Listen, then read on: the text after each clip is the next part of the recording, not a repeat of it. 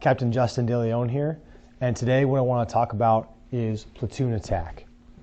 The reference for today that we're going to be using is the Ranger Handbook TC3-21.76 from 2017. Okay, so one of the most basic missions that we do is platoon attack.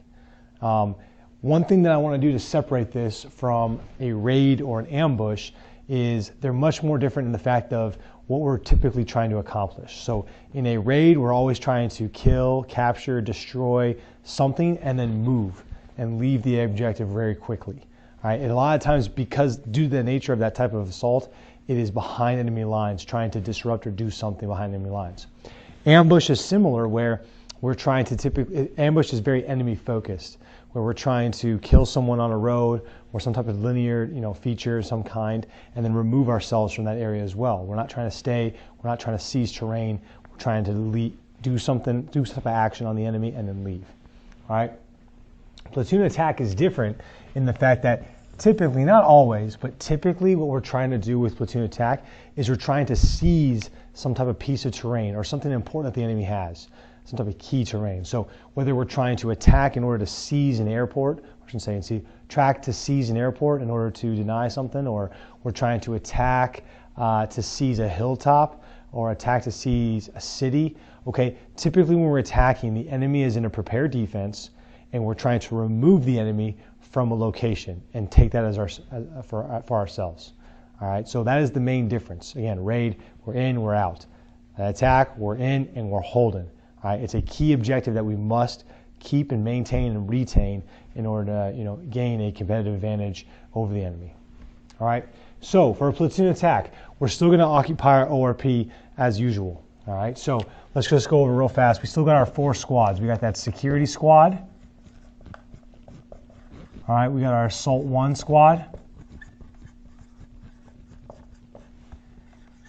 We have our assault 2 squad. And we have our we have our weapons squad, where our 240 Bravos are. So that's the squad, those are the makeup of the platoon. All right, those are the squads that make up the platoon. All right, so we're going to start as if we've already made it to our ORP. So here we've got our ORP, 12-6. Security is going to be in the center, preparing for that leader's recon. All right, and then we're going to have A1 on the side and A2 on the side. All right, and now we're preparing men, weapons, and equipment for our leader's recon. The biggest thing that we're doing here is we're trying to organize ourselves into what we need to do in order to accomplish this objective. All right, so over here we have, let's say we're trying to seize a hilltop. Let's say this is key terrain, and we need to seize this hilltop, in order to have a competitive advantage on the enemy. So, all right, I'll call this, objective hilltop. Okay, so as we begin our leader's recon, what we need to look at is who do we need on this leader's recon. So let's look at our leader's recon. So this is going to be a little bit different than some of the other ones, because one of the things that's different about a platoon attack is we're required to have an assault and a support position. However, we're not required to have security. Now, we can use security positions if necessary, but we're not required. And so oftentimes that gives us an extra squad to utilize during the attack. So on our leader's recon, we will have the PL, of course his RTO is with them. We'll have all squad leaders. All right, we'll have our alpha team leader, which is also our point man. All right, and lastly, we need to have an S&O team. And typically that's going to come from our security squad. All right, so this element will move out, all right, and the platoon sergeant will count them out with the medic, and we'll move towards our objective. And just like always, we'll establish what's called a release point. All right, typically when we're establishing our release point, what we want to do first is call a SEALs halt. Okay, because what we want to do is we want to make sure that no enemy is in the area. All right, biggest thing is we also might identify if the enemy is on the hilltop that we're trying to seize. All right, and so the quickest way to find the enemy or to identify if they're in the area is doing that SEALs halt, where we stop, look, listen, smell. We're also trying to confirm that no enemy is following us on this movement. All right, once we've done our SEALs halt, we've confirmed our release point. Now the PL and the S&O team are going to move forward and do the first thing on our leader's recon, which is pinpoint the objective. All right? So they will move forward. They will pinpoint the objective, meaning they get eyes on it. Okay? They're going to get eyes on that objective, and they're going to establish an S&O position. So once we pinpoint the objective, I'm going to place my S&O team, which typically what I'm going to do is I'm going to have an automatic rifleman and a grenadier. All right, someone that can affect this objective. And the reason is because as I go and continue now to do my leader's recon, if I were to get compromised, I want to be able to have this team as overwatch. So if I get compromised on this objective and begin taking fire from the enemy, they can open up and suppress the enemy position while I bound and break contact. All right, so I want some type of firepower here. All right, so once they're placed, I'll leave them a 5-point contingency plan. All right, just like I left the platoon sergeant here, I don't think I mentioned that, but you're obviously going to leave your 5-point contingency plan, and he's going to disseminate to the rest of the platoon. Okay, so yeah, while this is going on, all right, the platoon sergeant, he's disseminating that 5-point contingency plan in the form of GATWA. He's also working on potentially a ruck plan. He's also improving security, doing sector sketches, all that good stuff to make sure that this is being managed correctly. All right. So once I'm done with the S&O, I move back to the release point. I'm going to pick up my squad leaders, and now we're going to go and start our reconnaissance, okay? Again, this is where differences between a raid. I'm not required to actually put out security. You know, if I was concerned, if there was a road here moving up to the objective and there's an enemy position over here that could reinforce the objective, I might want to have security to provide early warning. But the difference is that on a raid or an ambush, I isolate the objective, because I don't want people to move in and out. I want to isolate because I'm going to go in, do something, and then I leave. All right? The difference is here now, I'm trying to seize this hilltop. I'm trying to seize it. So in reality, people get hung up sometimes with destroying the enemy. Do I care if the enemy stays here? Do I care if the enemy, let's say the enemy's right here, I know I'm using green, I should be using red. If the enemy's here, do I care if he withdraws off the objective and gives me the hilltop? No, I don't care at all. My goal is not to destroy the enemy. Now, I might have to destroy the enemy in the process of achieving my mission, but my mission is to seize the hilltop. Okay, so I'm not worried about isolating this objective necessarily. I might be worried about reinforcements coming, but the goal is I don't care if people withdraw because I'm just trying to seize the hilltop. All right? So security is not absolutely necessary to set up to isolate.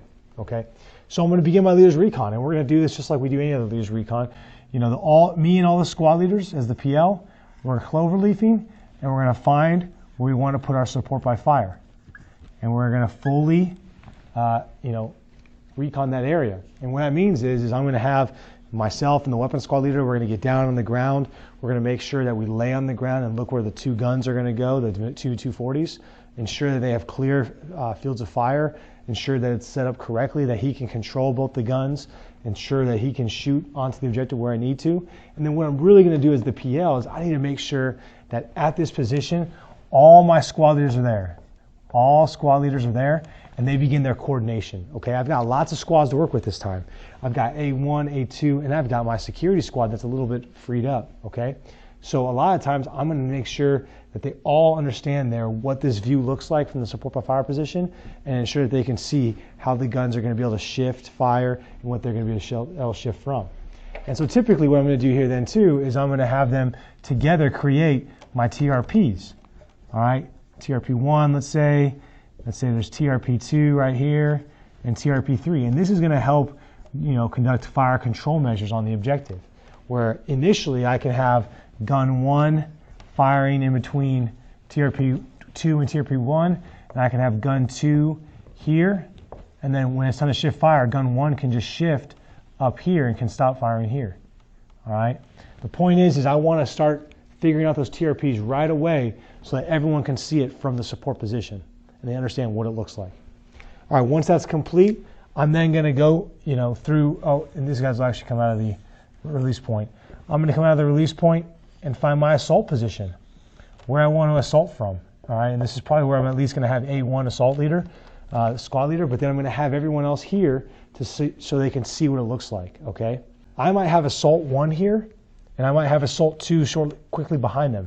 ready to follow and assume. So maybe Assault 2 will be out of the fight originally, but as Assault 1 moves up and begins their assault, I might have Assault 2 standing by ready to go. All right.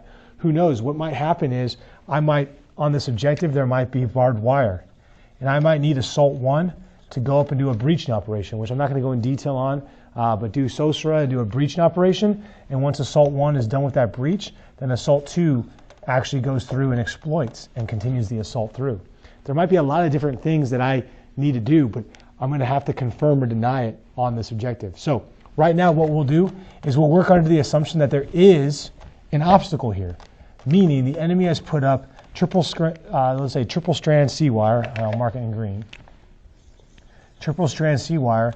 The plan right now is A1's going to go move up. They're going to cut a hole in that C-wire. All right, they're going to exploit, or correction, they're going to make that breach, and then Assault 2 is going to be the one that actually moves through and assaults through the objective. All right, so we're going to have to be very careful, especially with our fire control measures over here.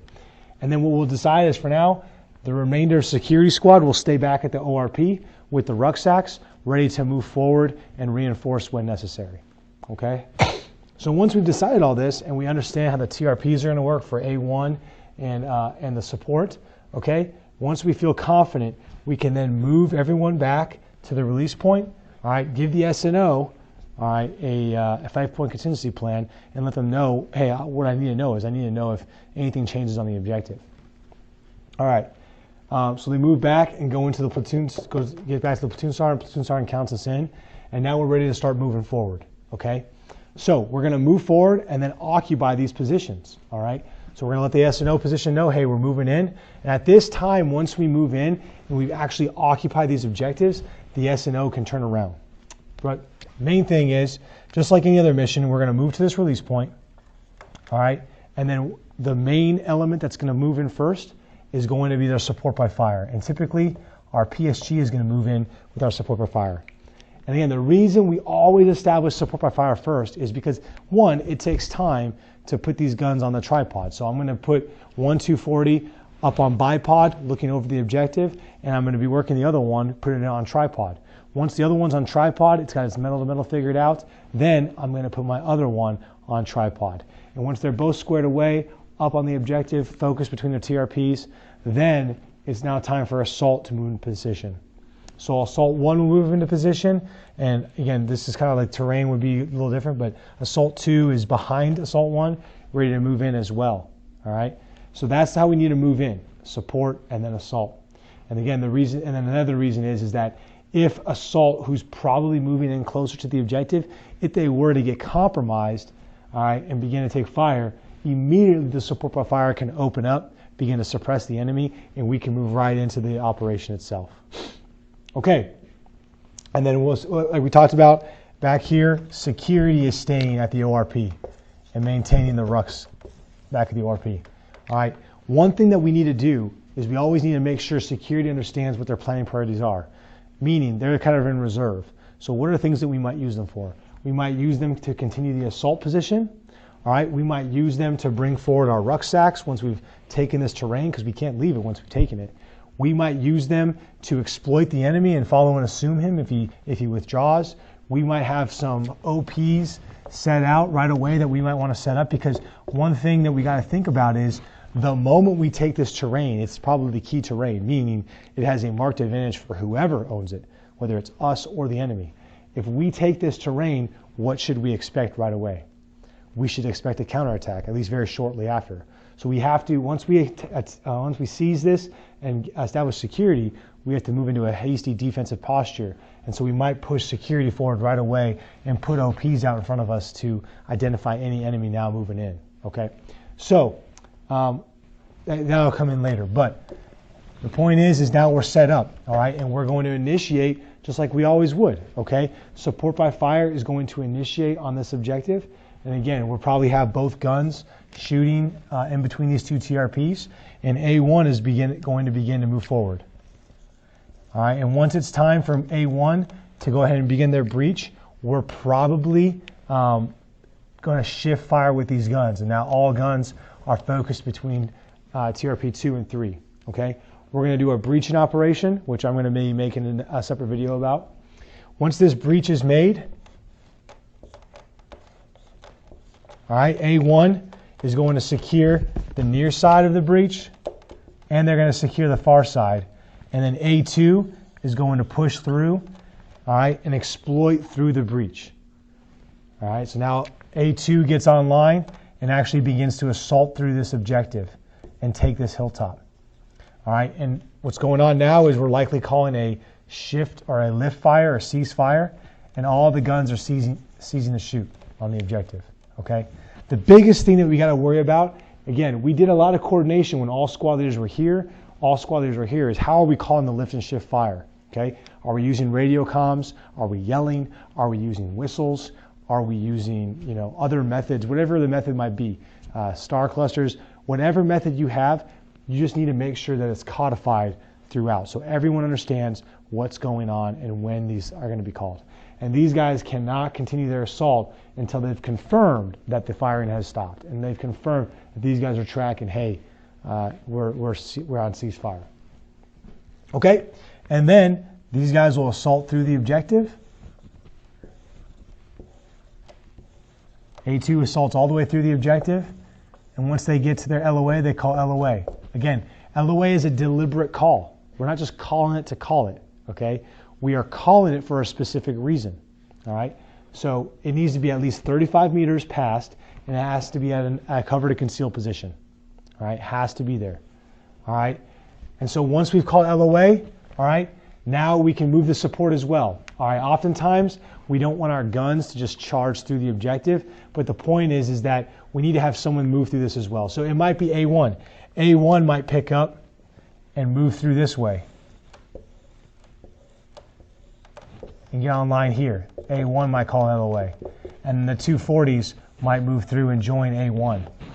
Okay? But the point is this isn't exactly the same as a squad attack where our support by fire is just going to pick up and assault through. I don't want to assault through an objective with my 240s. All right? Now, if the objective's clear and it's just time for them to move through and get online, that works. But essentially what I would do is these guys that were breaching here, all right, they just get online what's left of them because they might have taken some casualties, and they get online here. So now I basically have pretty good far side security looking out this way. This is kind of getting messy. Let me draw this real fast.